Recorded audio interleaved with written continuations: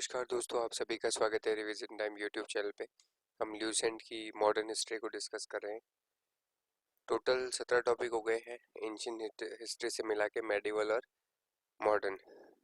Medieval वाला part चल रहा है, अभी एंशिएंट कंप्लीट हो गया। पहले ये टॉपिक है ब्रिटिश शासन का भारतीय अर्थव्यवस्था पर प्रभाव।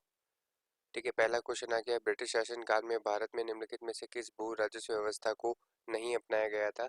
तो उसका सही आंसर हो जाएगा दहसाला व्यवस्था को अपनाया नहीं गया था। भारत में प्रथम रेल लाइन निम्नलिखित में से किसने बिछवाई थी? तो ये रेल लाइन जो बिछवाई थी,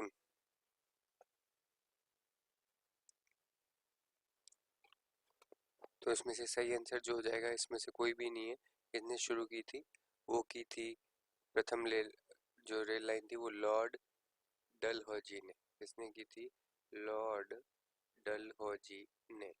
ठीक है, नेक्स्ट क्वेश्चन आता है, भारत में ब्रिटेन की ओर संपत्ति के अपवहन यानी ड्रेन ऑफ वेल्थ का सिद्धांत जो आता है, किसने प्रतिपादित किया था? वो किया था दादा भाई नौरोजी ने। भारत में सबसे पहला पहला सूती वस्त्र मिल किस शहर में स्थापित किया गया था? तो वो किया गया था बम्बई में। नेक्स्ट क्वेश्चन, किसके द्वारा बंगाल और बिहार का स्थायी बंदोबस्त और इस्तमरारी बंदोबस्त यानी परमानेंट सेटलमेंट शुरू किया गया था? तो वो आ जाएगा लॉर्ड कॉर्नवालिस के द्वारा। ब्रिटिश सरकार ने भारत में स्थायी बंदोबस्त कब लागू किया था? ब्रिटिश सरकार ने भारत में 1793 में लागू किया था। रैयतवाड़ी व्यवस्था कब लागू की गई थी? वो की गई थी 1820 में। नील कृषकों की दुर्दशा पर लिखी गई पुस्तक आती है नील दर्पण। इस नील दर्पण पुस्तक के लेखक कौन है? तो लेखक आ जाते हैं दीन बंधु मित्र। अंग्रेजों के द्वारा प्रथम कहवा बागान लगाए गए थे कहाँ पर? तो ये आ जाएगा वायनाड जनपद में। अंग्रेजी शासन के दौरान भारत के आर्थिक दोहन के विचार का प्रतिपादन किसने किया था? ये किया था दादा भाई नौरोजी ने। भारत में अंग्रेजों के समय प्रथम जनगणना किनके कार्यकाल के में हुई थी? तो ये हुई थी लॉर्ड मेयो के कार्यकाल में हुई थी। अंग्रेजों के द्वारा रैयतवाड़ी बंदोबस्त कब लागू की गई थी? बंदोबस्त लागू किया गया था, कहाँ लागू किया गया था? ये किया गया था मद्रास प्रेसिडेंसी और बम्बई प्रेसिडेंसी में। यहाँ पर सूची 1 और सूची 2 दे रखी है, यहाँ पर उनको मिलान करना है। ठीक है, तो हमारे पास पहला आ जाएगा, ये जो है बड़े सामंतों को आवंटित भूमि जो आती है उसे क्या कहते हैं? जागीरदारी प्रणाली।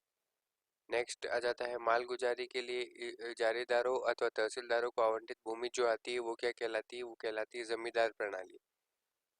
उप किराएदारों पर देने, गिरवी रखने, हस्तांतरित करने, उपहार देने या विक्रय करने के अधिकार सहित प्रत्येक किसान को आवंटित भूमि जो आती है वो क्या कहलाती है? वो कहलाती है रैयतवाड़ी।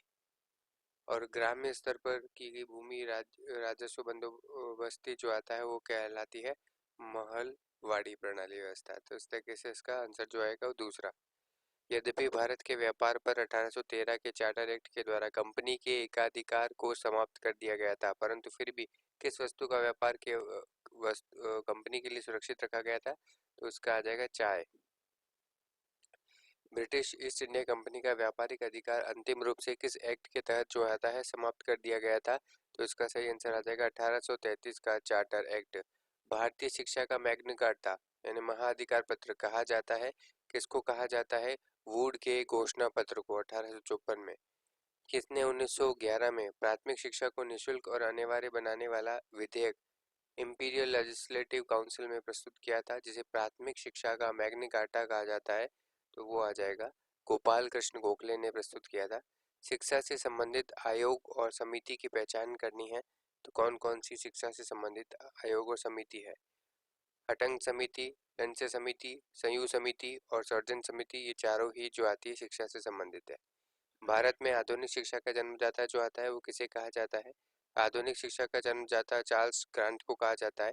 कांग्रेस के किस अधिवेशन में पहली बार कांग्रेस द्वारा मौलिक अधिकारों और राष्ट्रीय आर्थिक कार्यक्रमों से संबंधित प्रस्ताव पारित किए गए थे?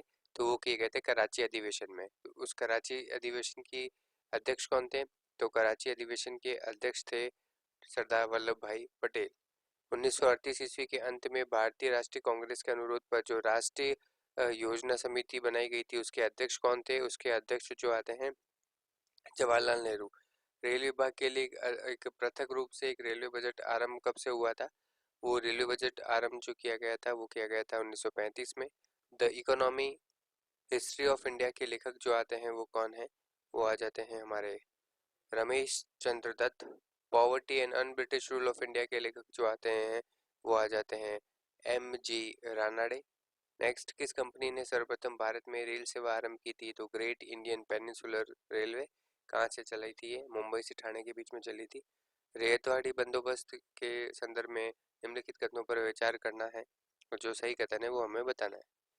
किसानों द्वारा लगाए गए सीधे सरकार को किसानों द्वारा लगान सीधे सरकार को दिया जाता था।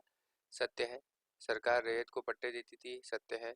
कर लगाने से पूर्व भूमि का सर्वेक्षण और मूल्य निर्धारण किया जाता था। ये भी सत्य है। तो उसका सही आंसर जो आ जाएगा वो तीसरा आ जाएगा। इस तरीके से ये टॉपिक यहीं समाप्त होता है। आप सभी का